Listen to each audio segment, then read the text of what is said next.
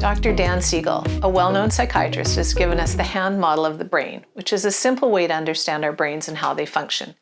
This is an accessible way for folks with IDD to understand how their brains work, particularly when they aren't managing, that is, they're dysregulated. Let's learn about how I use this adapted model with clients to talk about a regulation. Imagine that my fist is a brain and that my arm coming up from my elbow is the spine. At the base of our head, where our neck and our skull join, is our brainstem. Our brainstem is the automated part of our brain. It controls our breathing, heart rate, blood pressure, other things we never have to think about.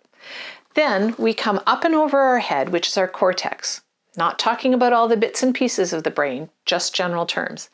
Our cortex is what we call our thinking brain, the part of your brain that you're using to engage in this learning, the part of our brain that we use when we're calm and regulated. Tucked under our cortex are our amygdala and our hippocampus. Our amygdala is what deals with emotion, and our hippocampus is important for episodic memory. They work together, specifically when we're dysregulated. To understand how our brain works when we're dysregulated, let's go on a hike in the mountains. We're walking along on the hiking trail and we suddenly see a cougar lurking off the path just ahead of us. When we see that cougar, our bodies immediately go into survival mode. That is, our thinking brain goes offline, or as Dan Siegel says, we flip our lid. Our whole focus at that moment is to survive. I explain this as our caveman brain. To survive, we do one of three things: flight, fight, or freeze.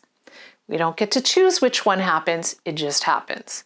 The other thing going on in our body at that moment is a flood of adrenaline and dopamine, giving us the energy and strength we don't usually have. I call these caveman chemicals that flood our bodies. Flight, in the face of that cougar, might mean that we run away, we back up quickly, keeping an eye on it, but we leave the situation. Perhaps we run away, back to our car as fast as we can. Fight might force us to fight that cougar as it jumps on our dog that we're walking at the time. We are stronger and faster than we've ever been before. Freeze is the exact thing we're talking about when we use the expression "a deer in headlights." We freeze in place and feel like we can't move. It's possible that we end up doing all of these in succession, but we don't get to choose. Our bodies have responded with our survival, our caveman brain.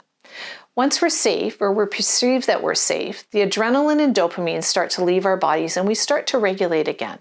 We're exhausted as the caveman chemicals purge from our bodies. Often we want to sleep. Our brain starts to come back online and we begin to be able to think more clearly. This process, depending on what happened, can take a long time.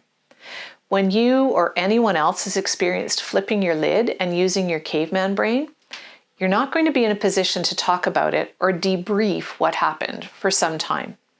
When someone has flipped their lid, when they appear to be regulated again, they aren't necessarily regulated yet. Rather, they're in recovery mode, tired and still overwhelmed by what happened.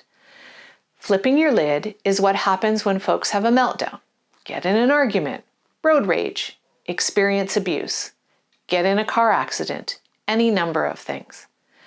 Flipping your lid might also not be obvious to others if we freeze. We might just seem spaced out.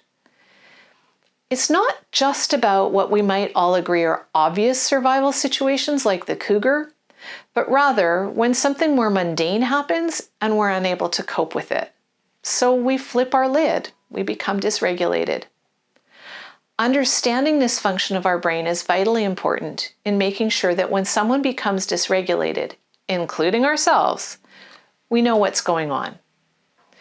We're going to talk more about regulation in the brain on the other pages in this chapter.